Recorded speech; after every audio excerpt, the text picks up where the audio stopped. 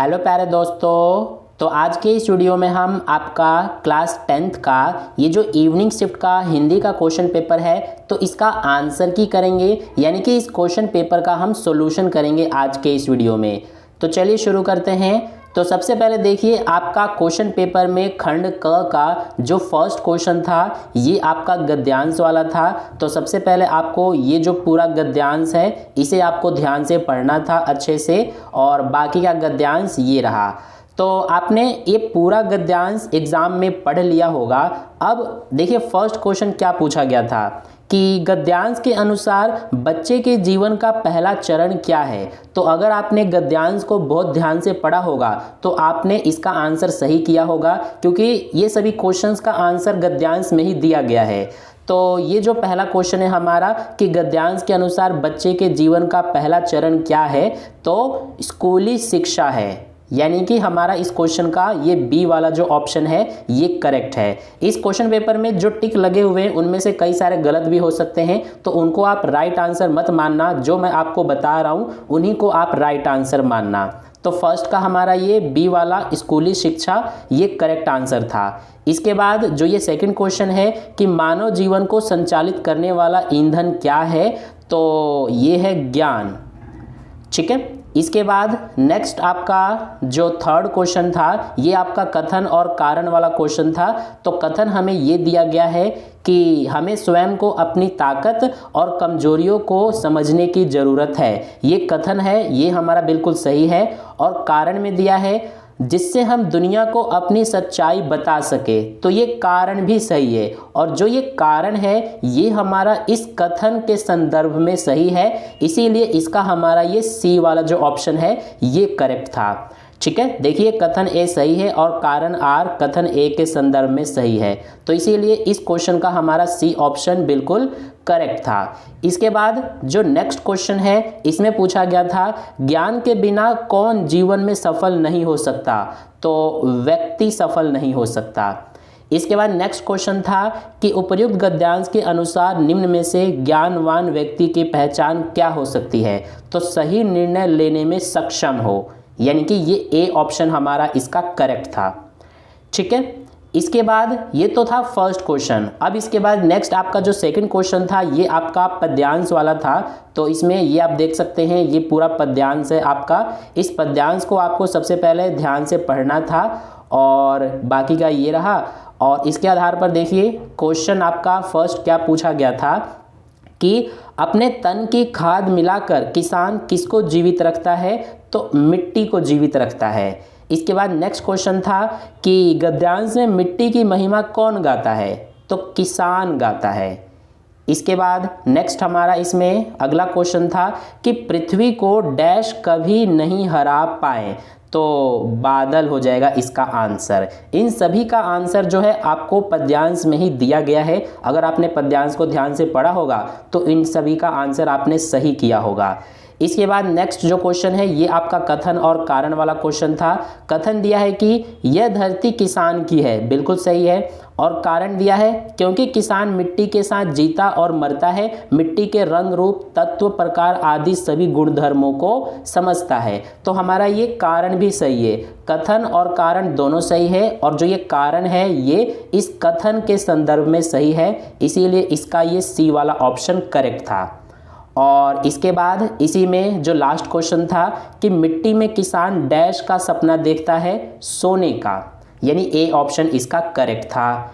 ठीक है। तो प्यारे दोस्तों आगे के क्वेश्चंस को करने से पहले मैं ना आपको एक बुक सजेस्ट करना चाहता हूं जो कि 36 सैम्पल क्वेश्चन पेपर्स के नाम से ये बुक है। ये सैम्पल पेपर की जो बुक है ये बिल्कुल बेस्ट है आपके आने वाले बोर्ड एग्जाम के लिए, क्योंकि इस बुक में आपको हर एक सब्जेक्ट्स के, चाहे वो हिंदी ए और बी हो, इसके अलावा English, math, science, social science, हर एक सब्जेक्ट्स का इस बुक में आपको 4 से 5 sample paper with solution explanation के साथ दिए हुए हैं। और हर एक सब्जेक्ट्स का एक एक सैंपल पेपर आपको इस बुक में अनसॉल्व दिया है, ताकि आप उन सभी सैंपल पेपर्स को खुद से सॉल्व करके आप जान पाओ कि आपकी बोर्ड एग्जाम के लिए कितनी तैयारी हो चुकी है और आपको और कितना तैयारी करना है।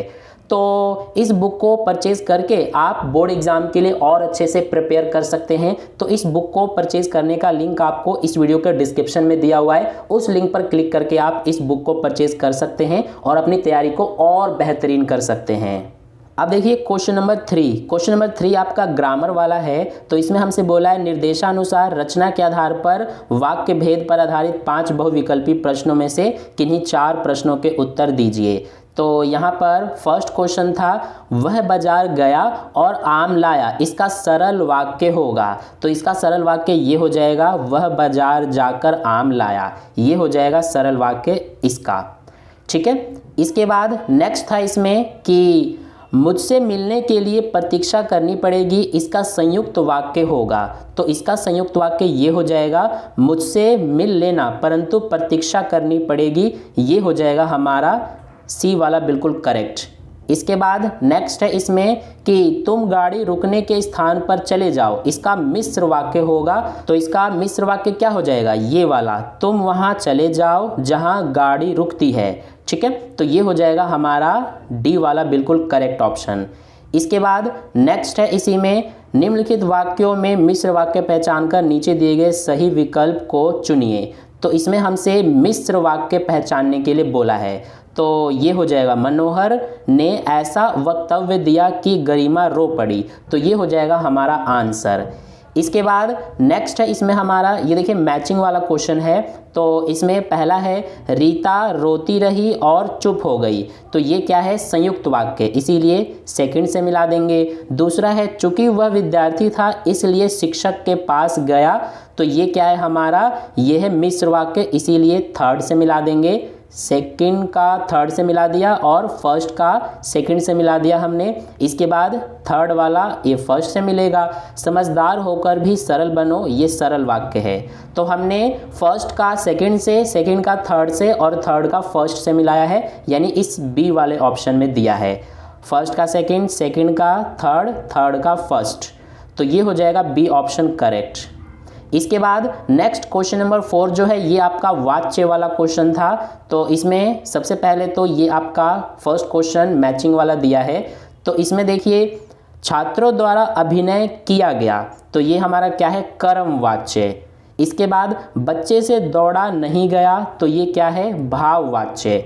और नेक्स्ट है ये थर्ड वाला फर्स्ट से मिल जाएगा, खिलाड़ियों ने अच्छा प्रदर्शन किया, तो ये है कर्तृवाच्य। तो हमने फर्स्ट का थर्ड से मिलाया, सेकंड का सेकंड से और थर्ड का फर्स्ट से, ये रहा ए वाले ऑप्शन में। तो यानी इसका ए ऑप्शन हमारा करेक्ट था।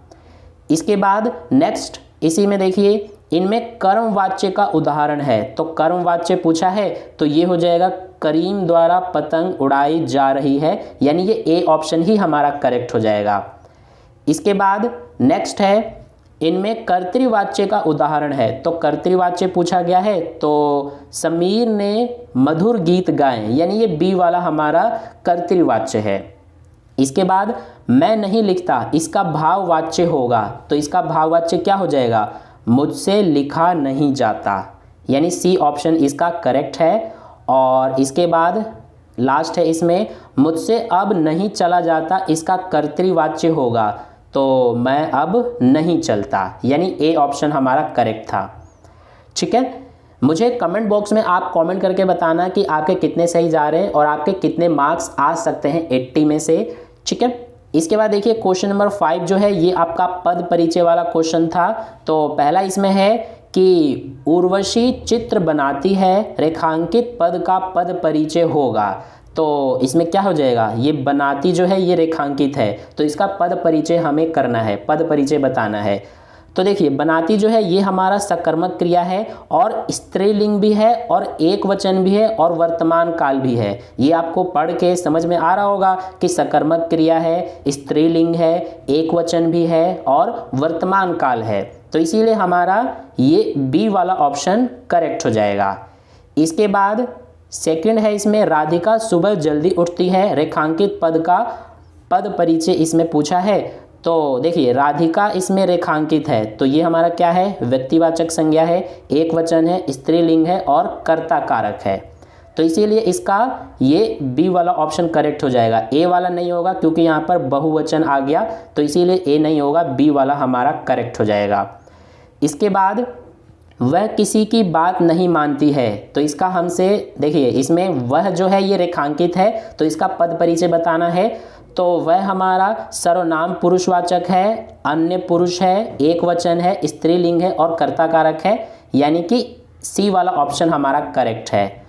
और अगला इसमें है हमारा कि नीरजा पार्क में जाती है, तो इसमें हमारा रेखांकित जाती है, ये वाला है। तो इसमें इसका पद परिचय क्या होगा? अकर्मक क्रिया है, स्त्रीलिंग है, एक वचन है, वर्तमान काल है और कर्तृवाच्य है, तो इसीलिए ये बी वाला ऑप्शन हमारा करेक्ट था। इसके बाद नेक्स्ट, डाल पर सुंदर फूल लगे हैं, तो इसमें हमारा रेखांकित सुंदर है, तो इसका पद परिचय क्या हो जाएगा? ये गुणवाचक विशेषण है, बहुवचन है, पुल्लिंग है और फूल विशेष्य का विशेषण है, तो इसीलिए बी वाला ऑप्शन हमारा करेक्ट हो जाएगा।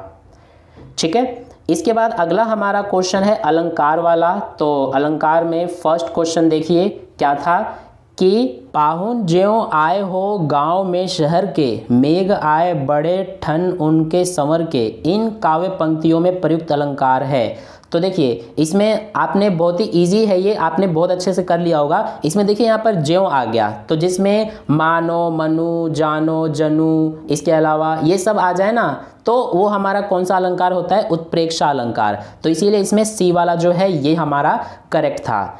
इसके बाद नेक्स्ट है इसी में, दीव सावसान की समय मेघमय आसमान से उतर रही संध्या सुंदरी परी सी धीरे धीरे, इन काव्य पंक्तियों में प्रयुक्त अलंकार है, तो इसमें हमारा है मानवीकरण।